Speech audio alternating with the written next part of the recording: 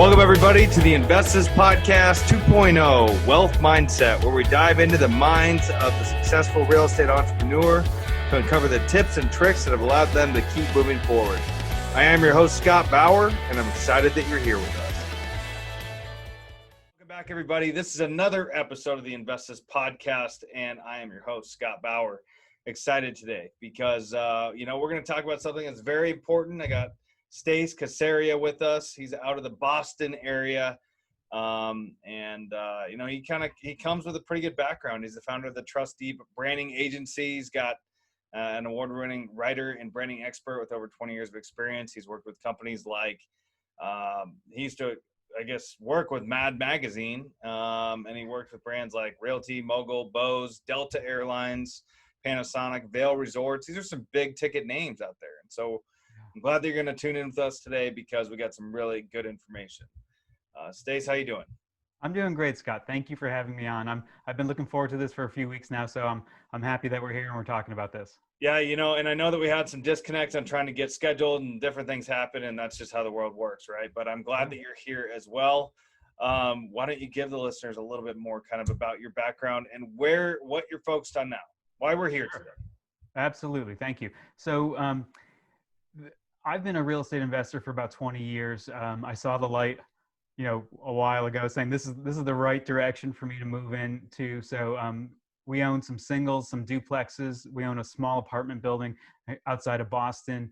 And we've also started investing passively. And so we're invested passively in the U.S. Southeast in a large apartment complex. And that's something I'd really like to do more of in the future is a little less of the active, more of the passive. I do really enjoy it. I just think that with the larger apartment complexes, there's more of my day job that I can offer, more of my expertise I can bring through, which is, like you mentioned, branding and advertising.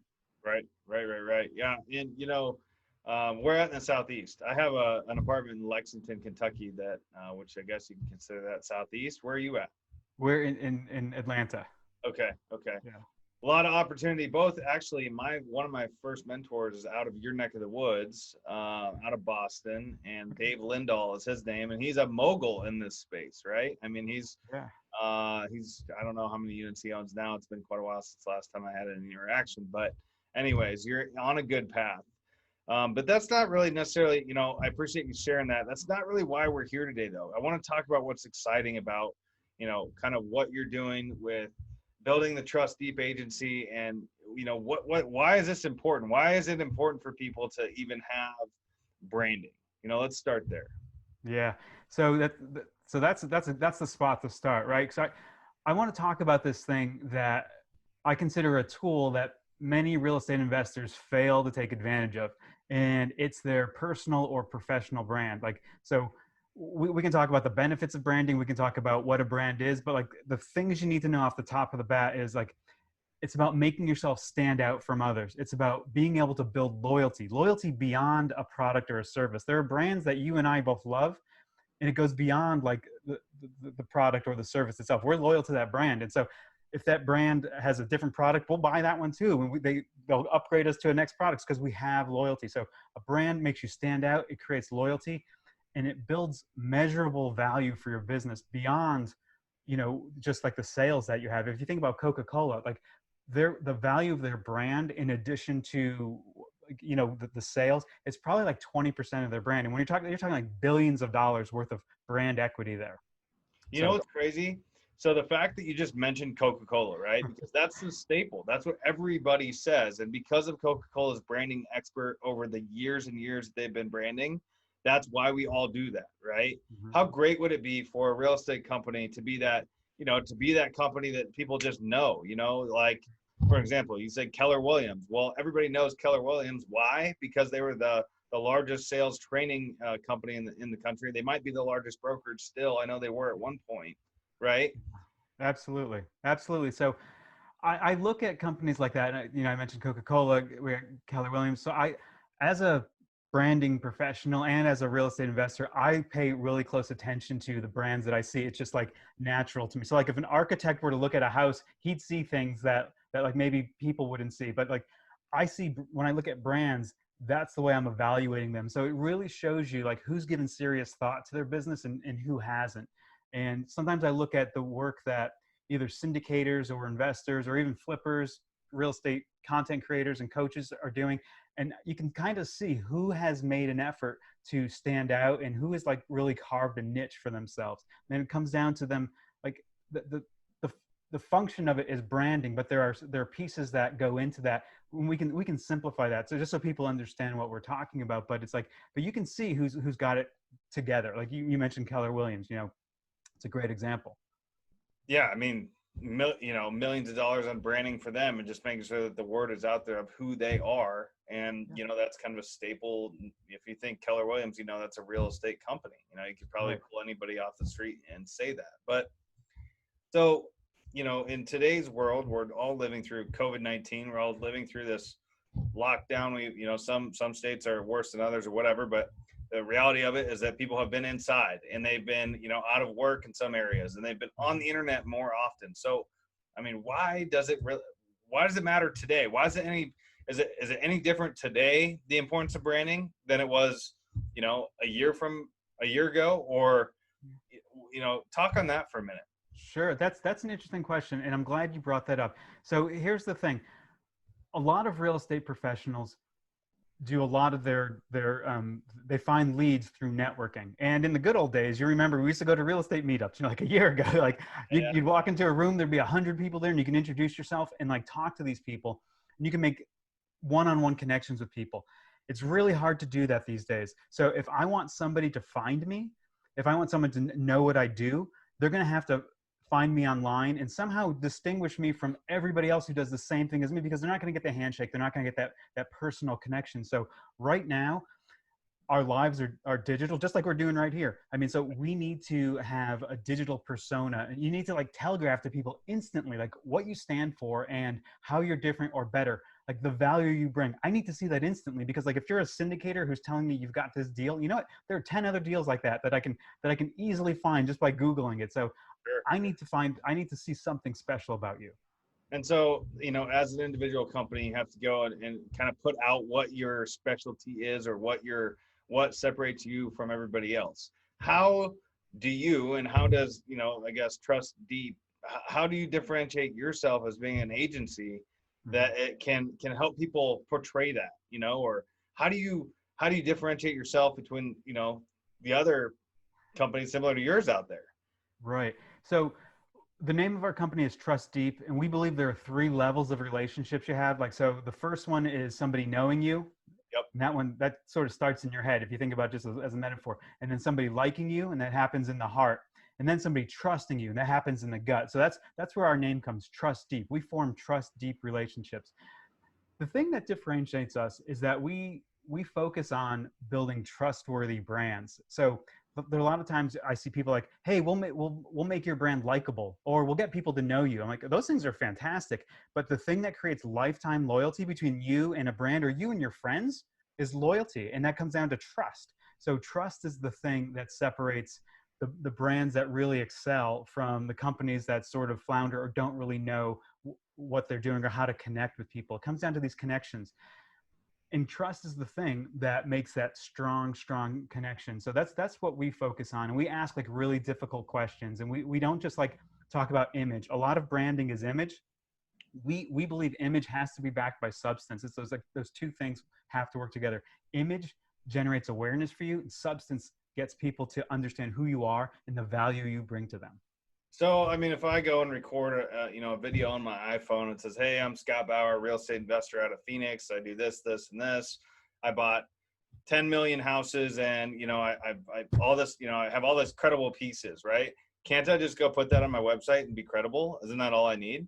Sure. So there are 4 pieces of we call this the trust dynamic. And I'm glad you said credibility. So credibility is one of them. So the trust dynamic has credibility, track record, empathy, and alignment of interests. Those are the 4 things in different proportions that go into being trustworthy. So credibility is awesome because that builds like instant approval for you, because you've got validation. You know what you're talking about. Credibility is like your skills, your knowledge, your capabilities. And I can tell somebody that but that's only a piece of trust. Like, I don't know if you've actually done that over a long period of time. You're able to talk about it articulately and you sound like you know what you're talking about. That's where track record comes in. And track record is your reputation. Right. So those are two elements. But there's also empathy, which is your ability to deal with people, your ability to relate to people. Empathy is the single most important factor in developing trust because it develops trust faster than anything else. And the last part is alignment of interest. It's like, do you and I want the same goal out of a project? Do you and I want the same goal out of this purchase? Like, brands and people need to be on the same page. And it's kind of, it's like, so there are videos on our website and our YouTube channel that describe this in detail. If anybody wants to see that, head over to YouTube/TrustDeep. But credibility is just one part of it. I need to know that you stand out there. So I'm like, okay, cool. Scott knows what he's talking about, but how is he different from the other 5 guys who I saw today who are also managing $10 million worth of real estate? Like, you know, I mean, it's like, what is your focus? What's your niche? It's like, what is the thing that gives you an edge that like makes him think, oh, he's the guy I want to work with? Is it because he's like, have you focused on a particular like type of real estate in Phoenix? Do you have like an insight? It's like, I don't know, maybe you work with like people like out of the military and you've got special insight into something like that. Or maybe you do like student housing and you've got a niche there. You're going to find a ton of other guys with like experience in student housing, but you're going to have to just keep niching down until you got this thing that's like completely yours and you believe it, people believe it, and nobody else can do that better than you. So, you know, in today's world of like so much abundance, especially here in the US, we got a ton of abundance everywhere, you know, and people think that maybe going bigger and going wider is a better way to like build your business. Because if you can offer all the solutions, then, you know, you're the one-stop shop. Well, would you say that that's actually very false? You know, the more targeted, the more niche you are, the better you're going to be at, you know, standing out as being the true, you know, professional and the best person to talk to in whatever that niche is. Would you agree with that? Yeah, I absolutely would. And here's the thing.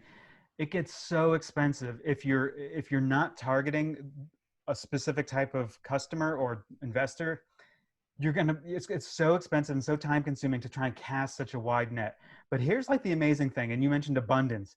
It's like, no matter what your niche is, there are tens of thousands of people who want to invest in that niche in the United States here, right? And even global investors who want to do this. So no matter how tightly you focus down, using digital marketing, using the internet, using Google, you can find plenty of customers who want exactly that thing. But once you're able to identify exactly that thing that you want to offer, you can talk about it authentically, and you can talk just about that, and you don't have to, you know, water down your focus. So yeah, definitely target, find the right people, understand their need, and then solve that need.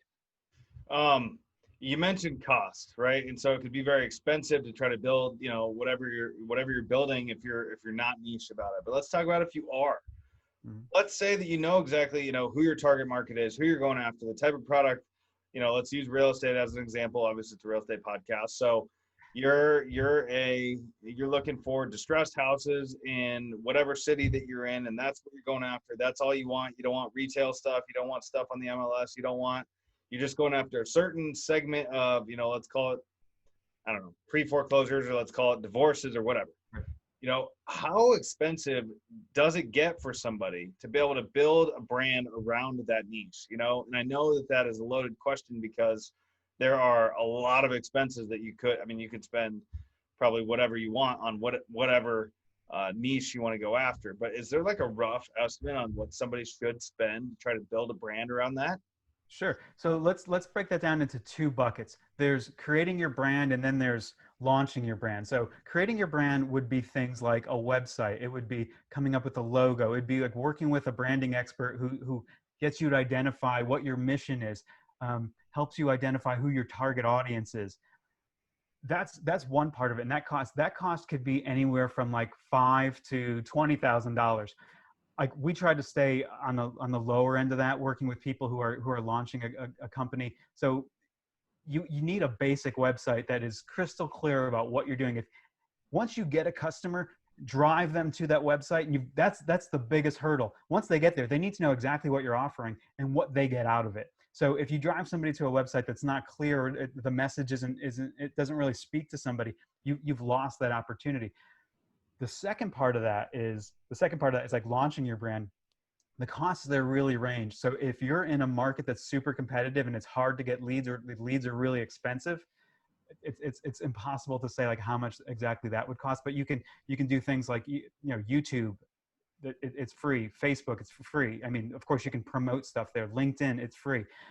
Networking with people is free. But once you start to say, hey, I need to go to the next level, you're going to have to promote content, and that can get expensive. You can say, I'll spend $300 a month, or I'll spend $2,500 a month. I mean, like if you're like looking for distressed properties and it costs you, let's say, after a month of advertising, you got 2 great leads and you bought both of those properties. If you spent $1,200 on each of those leads, was that worth it? Like if you compared to if you didn't have those leads? So people have to like sort of make that decision, like how much do those leads cost and how much value are they going to extract out of them? I mean, if you're a wholesaler and you're looking to just like flip that to somebody else, if you're getting, like, if your fee is only $5,000, then maybe you're not going to, you know, make enough on that. So you're going to have to work much harder. I mean, if you're getting a $10,000 commission, maybe then it's a no brainer. It's like, do that month after month and it works.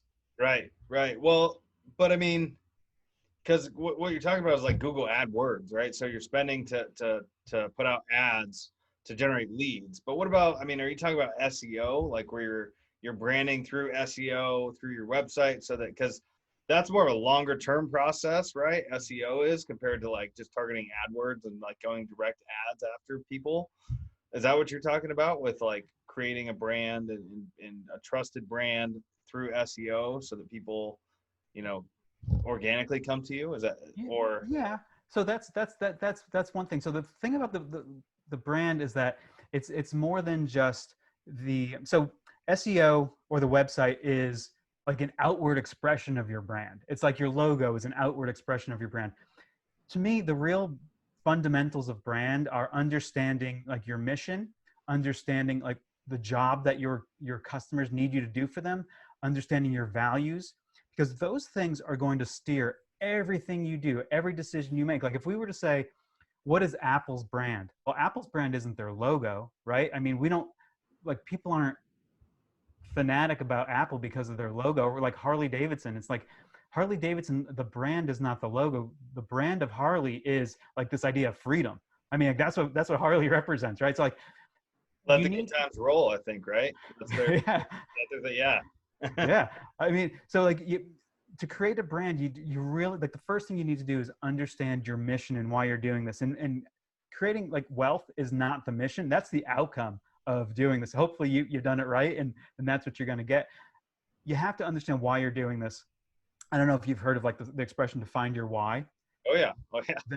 That's the fundamental of your brand, is like understand why you're doing this. And then the AdWords, then the website, then the direct mail, all that stuff falls out of why you're doing this. You come through with like your mission statement, you've got values, and then you have your messaging hierarchy of like, these are the things I stand for. This is what I need to communicate to people. If they're working with me, this is what they're going to get, versus if they're working with somebody else. So the foundation of the brand is like your mission, your values, things like that. Everything else comes out of that. So, you know, somebody might be listening to this show, because I got listeners that are brand new, have never ever done a real estate deal, to very seasoned investors. There's all throughout the mix, all over the world, actually, which is very, very cool, that listen to the show. So let's say somebody's never done a deal, or maybe they're just starting a brand, or maybe they're rethinking their brand, you know, their business. They got it up and running. Maybe they did some deals. Maybe it started to work, but then it stopped. And now they're like, okay, I need to reinvigorate my brand, my company, whatever. How does somebody start off trying to determine what their why is and what their goal is for their business, whether that's, you know, passive investment, an active investment, whatever? How can you give anybody tips and tricks on how to kind of determine that? Absolutely. Here's the thing. So that person who's starting off, if they were to walk up to somebody who is, let's say they wanted some information from somebody, and they're at a real estate meetup, they're going to have to introduce themselves and say something in the first 30 seconds that makes sense. So they're going to have to describe what they're doing or the information they want. Did you ever talk to somebody who, like, after 30 seconds in, you're like, what are they asking me for? What do they want? What do they do? I have no idea. Like, people who are starting their business have to have some sort of clarity about what they're doing. So, like, if you're a beginning investor, like, you wouldn't dream of going into a bank and asking for money without a business plan. You need a plan. You need to have, it's like, some sort of understanding of, like, what I'm going to do or why I'm going to do this. So and the thing is, it's free to understand your why, right? I mean, it just takes, like, some soul searching. You need to, like, think about it. You need to, like like Simon Sinek, the guy who came up with that Find Your Why. If you look at his podcast or excuse me, his TED Talk on YouTube, phenomenal. Just, that's like the best 15 minutes of your life you're going to spend. It'll help you understand how you go about finding your why. Once you establish that, and it's free to do, right? Find your why, spend some time. All your decisions after that are so much easier to make. You don't have to, like, spend time, like, going in different directions. You don't have to, like, ask yourself, like, geez, why am I doing, if I do this, will it take me closer to my goal? Once you got that why, it's like your roadmap, it's your true north. So that's what I'd advise people to do. Yeah, I mean, fine. Gosh, man, what a hard, can be a tough and hard thing to do, is to determine what your why is, especially in the context that you're talking about. So for all you listeners out there that are like, I have no idea what my why is, it's okay, right? Because I know it took me quite a long time, several years, before I could really determine, the why for the different businesses that I have, and they're kind of always changing in a sense, right? The overarching, like, one reason why doesn't change, but things that kind of filter off of it does, right? I mean, would you agree with that? So Yeah, I'd say, like, so like, the world changes, like, our lives change every day, and so you might change how you get to that why. But like you said, it's like, you've got that destination, and your path might have some curves in it. You might have to make an end run. I mean, you can go straight through, but, like, you have a destination in mind. But, like, the tactics, that the way that you get there might change. You have to adapt to the world as it's changing, or else, I'm like, it's not the world's not going to change for me. I've got to change for it. right. Do you think that it's more challenging today or less challenging today for people to determine or to be able to put a business in place that has those components, right? Yeah. So it's a little of both. So right now, there's so much competition. No matter what you're doing, there's so much competition, whether it's, like, buy and hold, or flipping, or wholesaling, or syndication.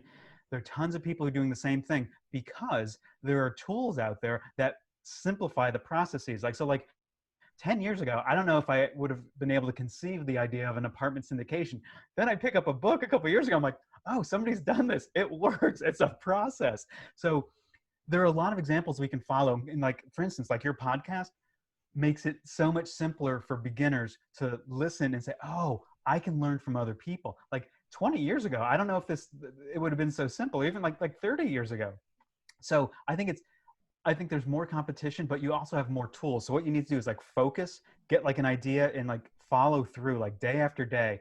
You will achieve whatever you're trying to achieve, because, like, and I don't know who the listeners are, but I bet, like, every listener, there's somebody who is less intelligent than that listener who has achieved more. So, like, if your listeners could definitely achieve it, you see people, you're like, oh wait, he did that.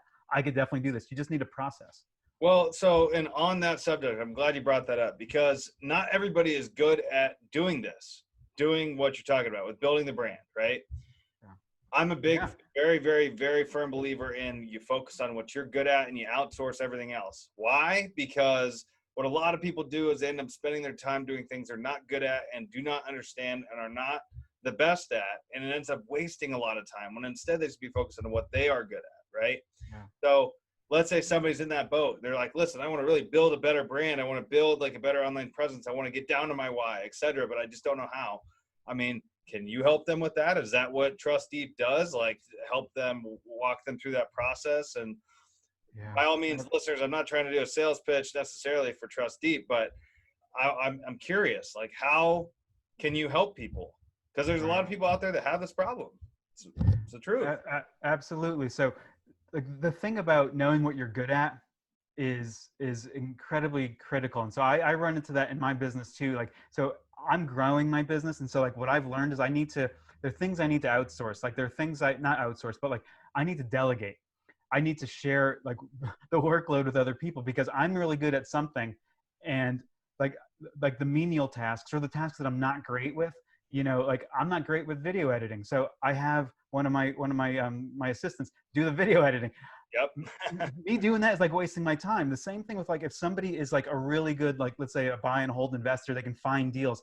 Them going in circles trying to develop a brand isn't the best use of their time. They can spend a few $1,000s which will help them forever. I mean, it's not like buying like a depreciating asset or something. It's not like buying something that you use once. You set up a brand, it works forever. I mean, of course, you might have to tweak things here and there, but like you've got the foundation to go forward. So that's absolutely what we do. And like we work with people who've established brands. Like we have a client here in the Boston area who had been in business for years and wanted to go to the next level, but he just didn't have the understanding of what made him different, like how to position himself to his customers. He had a great portfolio of customers, but people who knew him in his network. When you want to go outside of that, you're going to need more than a personal connection. That's what we do. We sit down with people, we workshop with them. We just like the hard part for our customers, our clients is we grill them for like 3 or 4 hours, question after question after question, so we understand things.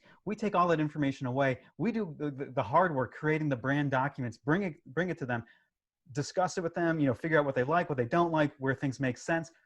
We go through that process a couple of times. We hand them a brand cookbook, and like this is what you guys stand for. And this is how to go and do social media advertising. This is how to do video. This is what you talk about in a direct mail piece. This is how you attract your customer when you're doing a sales call. So it's like it really is like the playbook to take and go and win the game. So once you get like a backbone or an understanding of a company, and let's say, now you're going to go put it into action. You're going to build, a site. You're going to write content for them. Is that what you do? You go, it's a full service type thing? Yeah, so we offer content building as well. So that's how I got my start 20 years ago. I was a writer at Mad Magazine. I wrote websites for Delta Airlines, Cadillac, Panasonic. But we do content creation as well. So we prefer to do the branding first because that sets us up to use your money and your time more efficiently. But yeah, we do both. So okay, and then the next question goes into once you have all that set up, how do you think technology is going to interfere with this and make this a challenge for people out there? Why is technology, what do you think is good about it? What do you think is bad about it? Yeah, I think, so my career has mostly been in digital marketing. And I used to say, like, every day I wake up and I've got to learn 10 new things because like overnight, like somebody invented a new platform or a new way to do something or a better way to do this, or like this thing that you can add to your YouTube video. So technology makes it difficult to keep up unless you're in that sphere or that you're in that area like professionally, or you're just like completely tapped into it, because there's just like so many new things. Like you have to find somebody who knows those things, because you're not going to leverage the tool to its fullest extent unless somebody's an expert in it. And like there are things that I know really well, and there are things I don't know as well. So that's why I have people who work for me who know those things. Like it's like using your time efficiently, and like there are things that we can't do in-house. We look to somebody else outside of our organization, because it's like a waste of our time to try and learn how to do this when somebody's already got it down. Like, oh, you've got a process in place. You can do this in like an hour. It took me 6 hours to do that. Like, I'm wasting my time. I'd rather pay him. I can go and do the thing I do well. 100%. Yeah.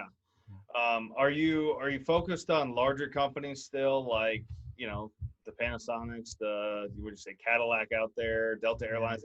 Those are big players. Are you still on companies like that, or who are you working with now? We do content creation for some of those companies. We do a little bit of branding we're doing a branding project now for an aerospace company. I can't say the name of them just yet. But most of our work is with small companies, and we actually prefer to work one-on-one with like a business leader or a founder rather than a big committee. So what we found is we love creating authentic brands. The whole thing about trust, that's like we didn't just name our agency that because it's something we thought was cool. I believe trust is the most powerful business asset in the world. And when you work one-on-one with somebody, you're able to learn authentically like what that brand could be, and then you make that brand what it is, right? So like if you're working with a committee of people, you've got a lot more a lot more opinions in the room. I really prefer to work with like one-on-one with smaller businesses, like an entrepreneur, a business founder, somebody who's like gotten to a certain level. They've got like 5-10 employees and they might want to grow. That's the guy I want to work with because he gets what I do and I understand what he wants to do. Amen to that. Yeah, and I think that's a critical point too. Like, when you hit 2 to 5 employees, and then you want to scale up from there, that's a big change, and so you need some direction that way. What do you what's your biggest hurdle that you run through, that your biggest challenge that that you've had to kind of overcome or continue to overcome right now? Sure. So, and we'll keep in the real estate context here. So my biggest hurdle is getting real estate professionals to understand the value of branding, because this is an area I want to focus in, because I love real estate investing. And I'm like, wow, if I can combine my hobby or with my day job, my passion with like my bread and butter, I'm like, this is what I want to do. So I'm just having trouble getting real estate professionals to see the value. And I go on to ask them, I'm like, name another industry where branding doesn't matter, whether it's like furniture or auto, like technology, or like restaurants, or like insurance companies. Like branding matters in every situation. Like every purchase that guy made, like that for the past week, branding has been an active part of that. But when they come to like real estate investing, like, oh no, I don't need a brand. Like even like brokers, I'm like talking to brokers and they're like, oh no, I've got a business card. And I'm like, but how does that make you different? How does it explain to me the value you bring?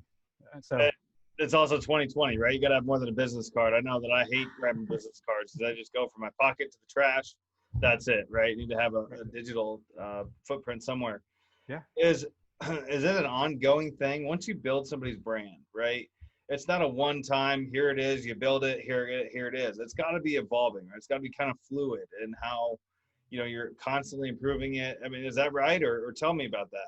Sure. So there has to be a reason that we evolve it, right? So does our customer change? Like, do their needs change? Do we need to talk to them differently? Are we looking to move into a different area? Like, let's say we're a syndicator, but now we want to become also a buy and hold, investor. Something like, do we need to talk to people differently? Because all along they knew us as X. Now we want to say, hey, we also do Y.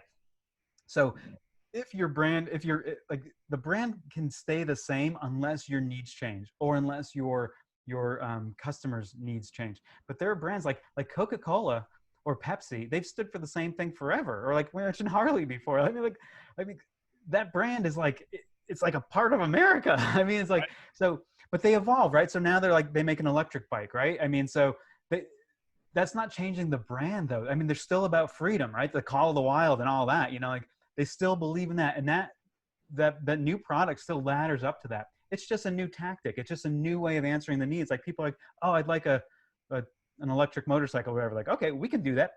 It's still going to give you the same feeling as a Harley. So it's right in the same direction. Man. Yeah, I think that there's just branding is one of those very important things that is kind of overlooked by a lot of people, especially when you look at the costs. I know I've had people that I've interviewed for different branding stuff I want to get done for the podcast or for my primary company or for the rental company, whatever. And they get very, very expensive, and it's kind of hard to be able to bite that bullet and eat that, stomach that. Sometimes it gets so pricey. So I mean, what would you say to people about that? If they're like, man, it's just a lot of money that I have to spend in order to get this brand that doesn't, why is it important for them to spend that? And yeah, you've already explained why it's important, but I guess elaborate on how to help people understand how to stomach that cost a little bit better. That might help with you. No, there are costs to everything, right? I mean, so like I would look at it as an investment, and if you're happy, like being at a certain level, and if you're at like a certain level, most of your business, I'm guessing, is from your network or your network's network. It's not like a really wide grasp of like the whole market. If you want to grow to the next level, you're going to have to do some marketing, because you're going to have to appeal to people who've never met you, who will never meet you because they're not in the same area as you. You're not going to bump into them somewhere. It might cost, let's say if you dropped $5,000 or $6,000 on a branding project, you know, it's an investment in who you are, and it's going to guide every decision you make. If that helps you bring in one new customer a month or one new customer every 6 months, I mean, you have to like weigh like what your product is and how much you're getting from each customer. So if you're selling a product that costs $3, I'd have to think about that. Like, wow, so we're going to like massive scale to like, to make this have like an ROI or ROB, like return on brand, but I think for people who are in real estate, like, I mean, nobody has a problem saying, oh, a realtor gets this amount of commission. It's like, that's what they get. And it's like, if you were a realtor or a broker and you got like two more of those because you did a brand exercise, and I guarantee you get more than that, it becomes worth it, because it's not just today. It's like forever you have this brand set up, and you don't have to work as hard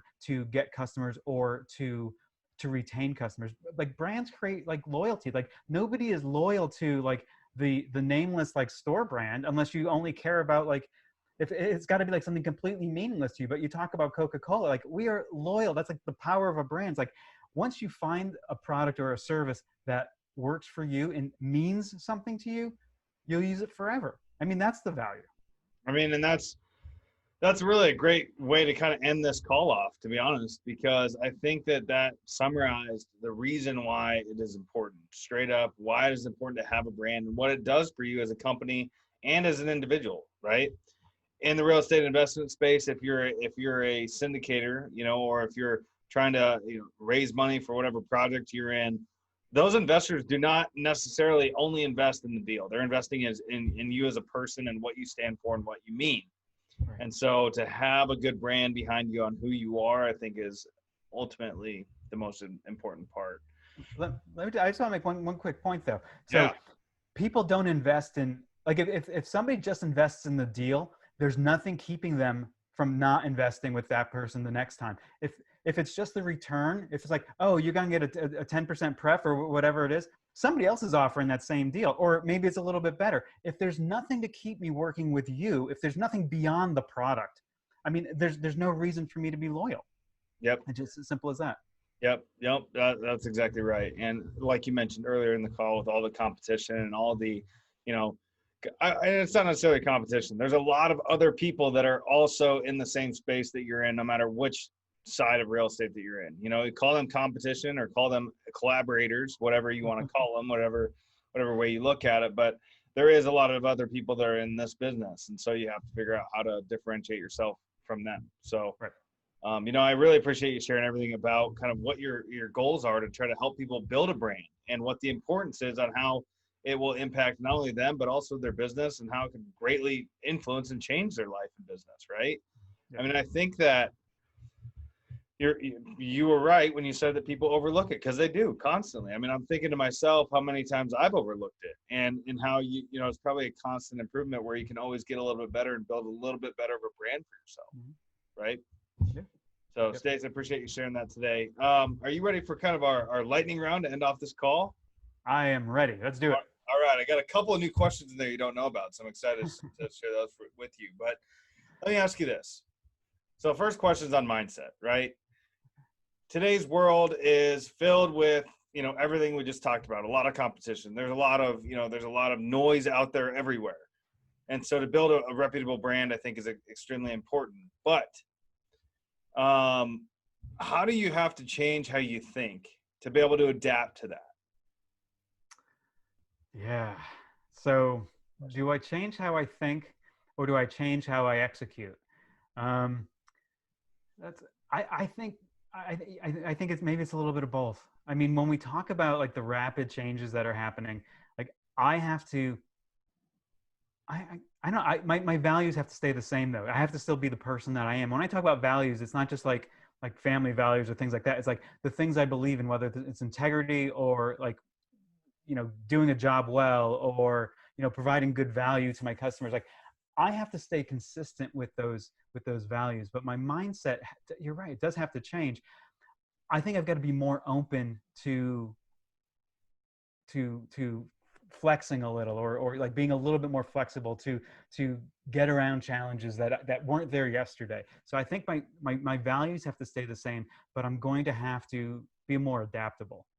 Would you say that people have to be more open to changing to be able to allow for what they stand for and what they stand against to be vocal in whatever it is that their brand looks like, so that, because a lot of people can really they don't want to open up, right? They don't want to tell the truth of what they really mean and what they really feel like and all the above, right? So would you say that people's mindset has to change that way?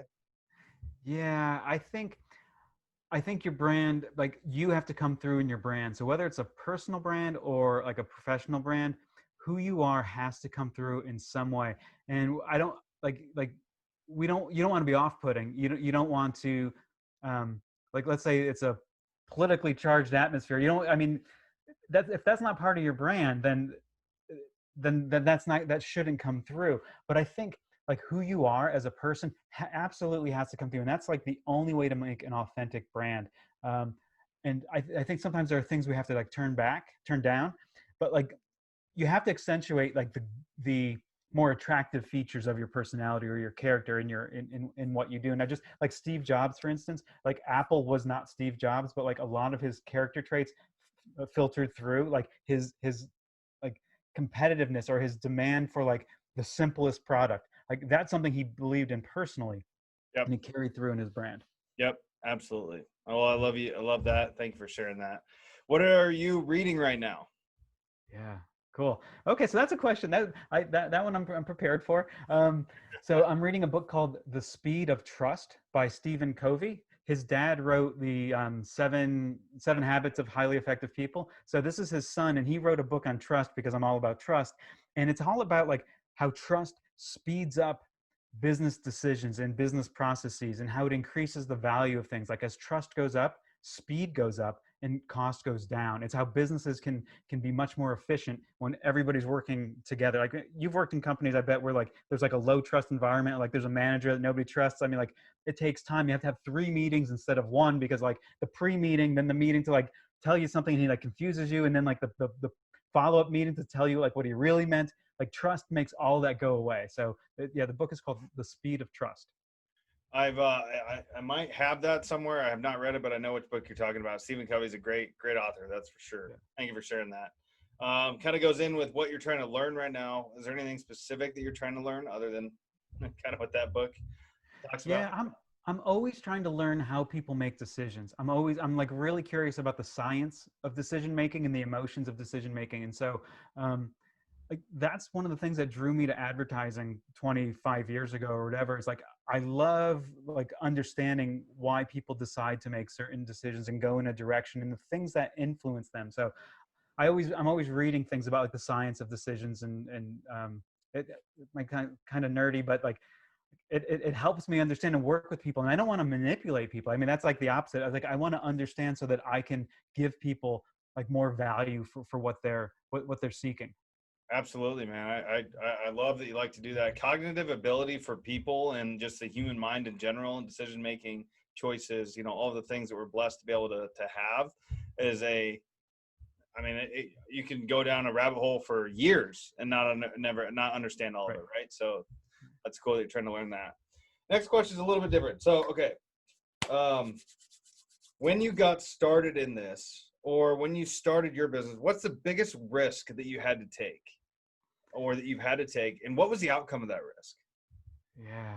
Okay. So, um, when I left working for the large companies where there was plenty of security, the risk, I guess it's just kind of, maybe it's like a risk a lot of people face. Like when you go out on your own, you are 100% responsible for the mistakes, but you're also responsible for the successes. So the risk I took was, like sort of standing there without like, without a net, like something happens, it's all on me. And I absolutely love that. So I worked with companies where, there'd be like a round of layoffs and you're like, oh, those guys didn't do anything wrong, but they still got laid off. I'm like, I don't want that to ever happen to me. I want to be responsible for everything. So like there are ups and downs in business. Like, this, your listeners know this, like, but I'm responsible for it. I feel fantastic that I can provide for my family and, like we do things that we want to do based on the effort we put in. Amen to that. Yeah, I think that's good. And that's something that a lot of the listeners can associate with, I'm sure. So that's huge. Thank you for sharing that. Next question is, so when you were younger, let's say you were to do this all over again, what's the best advice you give your younger self 25 years ago? All right, two things.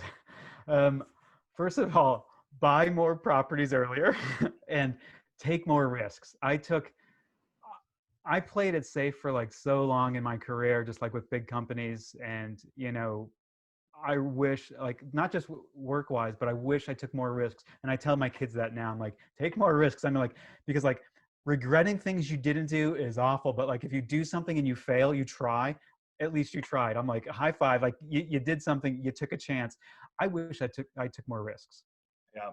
Yeah. That's a great point. And I'm glad you shared that. I think it's just people's risk tolerance. And I could go down a whole nother rabbit hole on why people do that in the education system and where, how that maybe influences your lack of risk taking as, a young adult. But anyways, that's a whole nother rabbit hole to go down. Yes.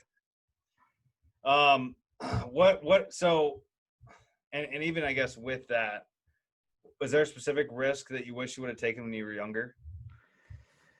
Yeah, so housing market goes up and down, and after 2008, we didn't buy anything for a long time. I waited until 2017 to buy something else. We switched our residence, our personal home, and we bought something in 2012 right at the bottom. I look at like where the mortgage rates bottomed out, and I'm like, yeah, I timed that perfectly.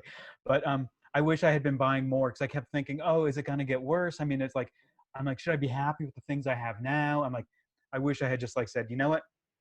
Like, I don't know what I think in stock markets called like dollar cost averaging. So like you buy things on the way down and you sell things on the way up. It's a simple lesson. I wish I had put that into practice. That's a great lesson. I think a lot of people fall prey to that, and just it happens to everybody. I try to live in the moment today, right? Because nobody knows what's going to happen tomorrow. It might not even show up, and yesterday already happened. So all we have is to live for today. So anyways, thank you for sharing that. Where can the listeners, reach you if they want to find you, if they want to learn more about getting involved with building a brand with you, et cetera? Where can they find you? Sure, absolutely. So you can go to our website. That's probably the best place to get in touch with us. www.trustdeepagency.com. It's one word, Trust Deep Agency. But if you go on YouTube, if you want to see some awesome branding content, there's tons of it there on our channel. So it's YouTube. Just go there and you search for Trust Deep, and tons of branding. Like there's content that's specific for real estate investors, specifically for entrepreneurs as well. So we'll definitely add that in the show notes for all you listeners that have stuck with us. Of course, to go to the show notes to get a link to his website where you can learn more about him and get connected. Also, of course, make sure you like, share, and subscribe to this podcast so that you can, let everybody know around you that all the information you just learned, and maybe it'll help them. And Stace, man, I really appreciate you being here today. It's been good. I've really enjoyed our talk. Yeah, I liked all the questions at the end. The surprise questions are good. Thank you. For sure. Well, we'll make sure to check in with you again in the future, I'm sure, and enjoy the rest of today. You too. Take care. All right, man. See you.